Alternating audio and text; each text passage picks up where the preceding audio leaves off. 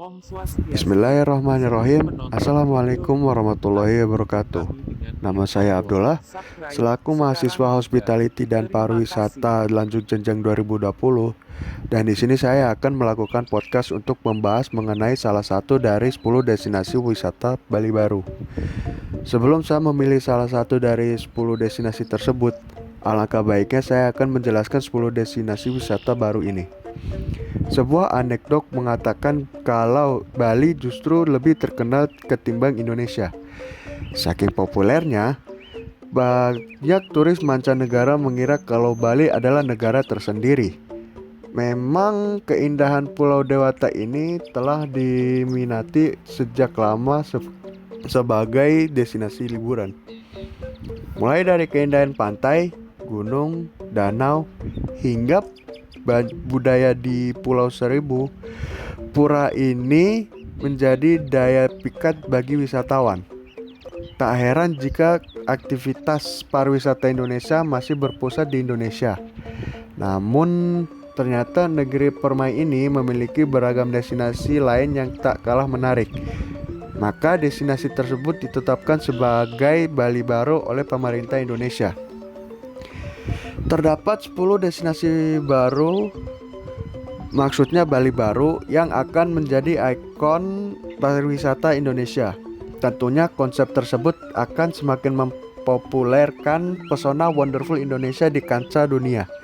10 destinasi tersebut adalah Danau Toba, Belitung, Tanjung Lesung, Pulau Seribu, Candi Borobudur, Mandalika, Gunung Bromo, Wakatobi, Labuan Bajo, dan Morotai.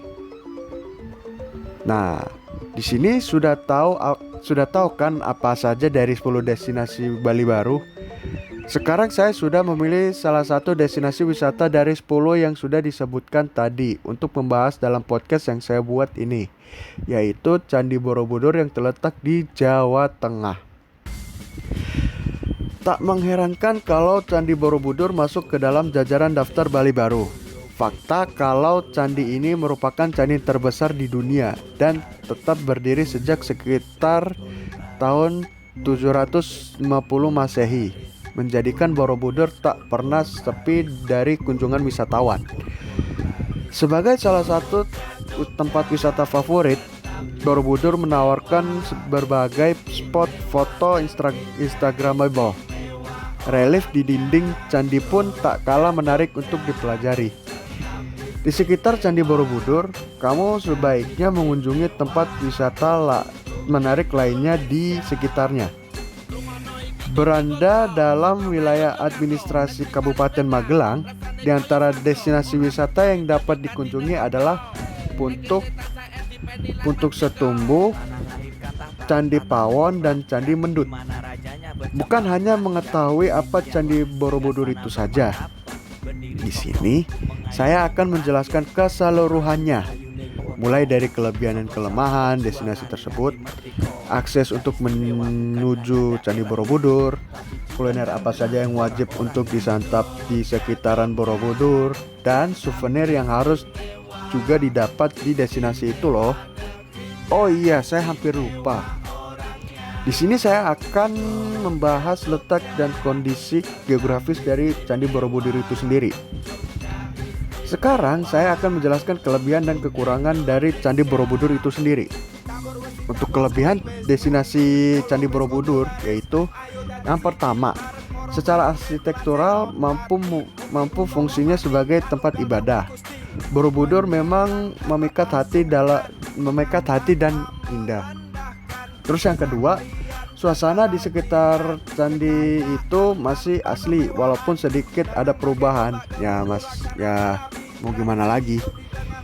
Mungkin ada perbedaan sedikit gitu dalam perubahannya karena mungkin sudah lama juga itu bangunannya yang sudah 750 tahun lamanya loh. Lama banget itu. Terus yang ketiga, setiap tingkatan memiliki relief-relief indah yang menunjukkan betapa mahir pembuatannya. Itu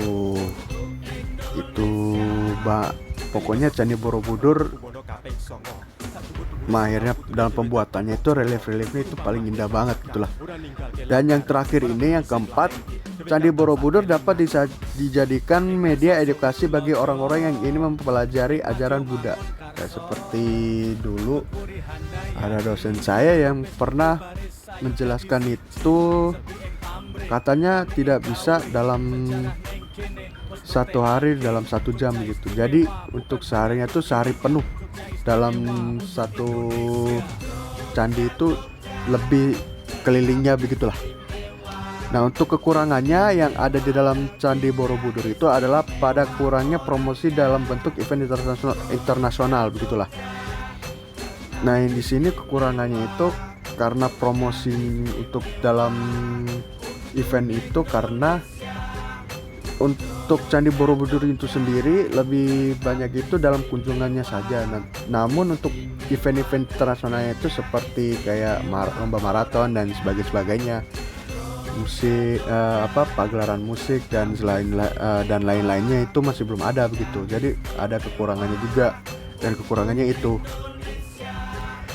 Dari kelebihan dan kekurangan tersebut bisa kita sampaikan dan melestarikan agar destinasi wisata ini bisa menjadi destinasi nomor 1 gitu di dunia gitu. Semoga aja ya. Selanjutnya saya akan membahas mengenai letak dan kondisi geografis pada Candi Borobudur. Nah, di sini lebih spesifiknya lah letak dan kondisi geografisnya begitu. Candi Borobudur terletak di Desa Borobudur, Kecamatan Borobudur, Kabupaten Magelang, Provinsi Jawa Tengah. Secara geografis, Candi Borobudur dikelilingi oleh Gedung Merapi dan Merbabu di sebelah timur, Gunung Sindoro dan Sumbing di sebelah utara, dan Bukit Menoreh di sebelah selatan, serta terletak di dekat 2 aliran sungai, yaitu Sungai Progo dan Sungai Elo. Berikut adalah akses apa saja yang harus dipakai ke destinasi wisata tersebut. Akan saya jelaskan mulai dari awal kita jalannya sampai ke Candi Borobudurnya ini. Mungkin untuk aksesnya begitu, dalam darat, laut, atau udara begitulah. Yang pertama, menggunakan maskapai dari Bandara Soekarno-Hatta Cengkareng atau Halim Perdana Kusuma Jakarta menuju Bandara Aji Sucipto Yogyakarta. Nah, ini bagi yang memakai bandara ini, mungkin yang tinggal di Jabodetabek bisa memakai bandara mulai dari Soekarno-Hatta Cengkareng atau Halim Perdana Kusuma Jakarta menuju Bandara Aji Sucipto yang ada di Yogyakarta gitu. Untuk tiketnya apa saja bisa gitu. Mau tiket yang lebih mahal maupun tiket lebih murah itu masih bisa juga ke Bandara Aji Sucipto Yogyakarta. Nah, yang kedua, jika kalian ingin menggunakan sarana KAI atau Kereta Api Indonesia, kalian bisa juga dari Stasiun Gambir Jakarta menuju Stasiun Tugu Yogyakarta. Nah, di sini yang paling berpengalaman, saya itu sudah menaiki 1 kali dari Stasiun Gambir Jakarta menuju Stasiun Tugu Yogyakarta, begitulah.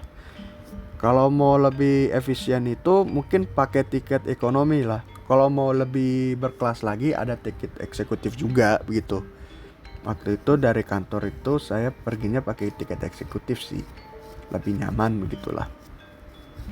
Nah, yang ketiga, bus dari kota asal menuju terminal Giwangan Yogyakarta atau langsung ke terminal Borobudur. Nah, ini bus dari kota asal gitu. Mungkin kalau dari Jakarta itu ada dari Pulau Gadung atau Rawamangun atau Pulau Gebang.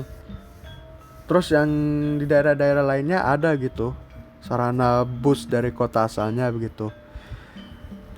Untuk menuju Borobudur itu bisa sampainya itu di terminal Giwangan dulu atau langsung ke terminal Borobudur gitu, yang ada di Yogyakarta, atau yang di terminal Borobudur di Magelang begitulah. Nah, yang keempat itu kendaraan pribadi. Nah, yang kendaraan pribadi ini lebih efisiensi dan hemat juga di keuangan juga gitu. Jadi kalau mau kendaraan pribadi ya bisa juga, tapi agak jauh juga sih kalau dari Jakarta begitulah. Jadi bagaimana? Apakah sudah tahu apa saja gitu transportasi untuk bisa akses ke Candi Borobudurnya? Kalau sudah tahu, saya akan tidak melewatkan pembahasan ini karena selama kalian berwisata ke Candi Borobudur, kalian harus mencicipi kuliner yang ada di sekitaran destinasi wisata tersebut. Kuliner-kuliner apa saja ya yang ingin kalian tahu? Nah, di sini kuliner-kuliner yang harus kalian cicipi selama melakukan destinasi wisata Candi Borobudur adalah kayaknya ada 3 macam, yaitu sop senerek iga sapi banar, dapur gending, dan saung makan Bu Empat. Nah, yang pertama sop senerek iga sapi bakar. Nah, kuliner ini merupakan rumah makan yang sering dikunjungi wisatawan dari Candi Borobudur. Tidak hanya sop saja, warung ini juga menjual aneka menu nasi dengan daging, telur, hingga ayam goreng kampung. Soal harga tidak perlu khawatir.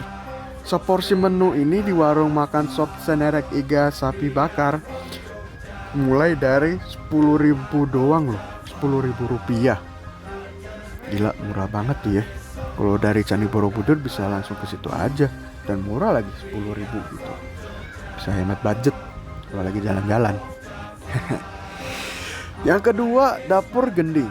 Nah, jika ingin mengunjungi dapur gending, kamu cukup berjalan kaki kurang lebih 6 menit dari pintu masuk Candi Borobudur. Ada beragam menu lezat yang disuguhkan, mulai dari ayam penyet, lele, hingga aneka menu sayuran. Wah, ini lebih dekat sih, 6 menit lagi dari pintu gerbang Candi Borobudur. Nah, yang ketiga, saung makan Ibu Empat. Saung makan Bu Empat juga masuk tempat makan yang sering dikunjungi wisatawan karena masakannya enak, terutama makanan pedasnya. Wow, aku suka pedas ini. Banyak menu yang disediakan, mulai dari aneka olahan seafood, ayam, hingga tempe. Wah, aku suka tuh tempe, enak banget tuh. Yang menjadi andalan di saung makan Bu Empat adalah udang, galah, dan ikan gurami. Wow, enak banget tuh. Harga menu makan di saung makan Bu Empat dibanderol mulai dari 20 ribuan rupiah loh per porsi. Murah banget ini mah, 20.000 bisa makan apa aja nih. Bisa milih ayam, tempe, sama ikan gurame sih itu. Tuh kan, gara-gara ngebahas tentang kuliner yang ada di Candi Borobudur, jadi bawaannya lapar banget nih, gila. Dan yang terakhir, yang paling terpenting setelah melakukan destinasi wisata Candi Borobudur yang harus punya, yaitu souvenir. Ini wajib, nomor 1 sebelum pulang ke Jakarta. Itulah, habis jalan-jalan Candi Borobudur.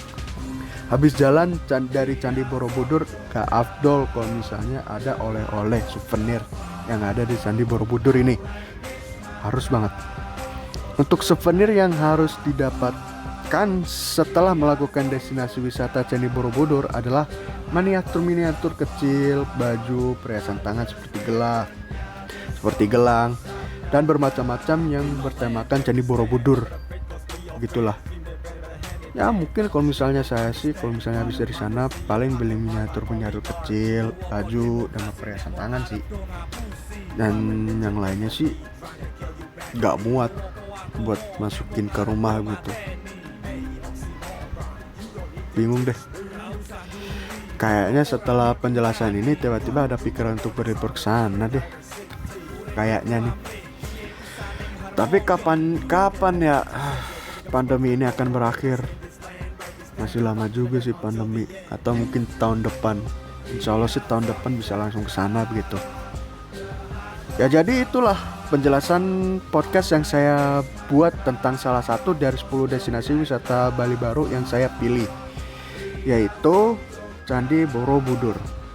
Semoga dalam penjelasan ini dapat menyangkup dalam ilmu dan informasi di dalamnya. Jadi terima kasih banyak yang sudah mendengarkan podcast saya. Mohon maaf bila ada kesalahan informasi yang saya dapatkan. Wabillahi taufik walhidayah. Wassalamualaikum warahmatullahi wabarakatuh.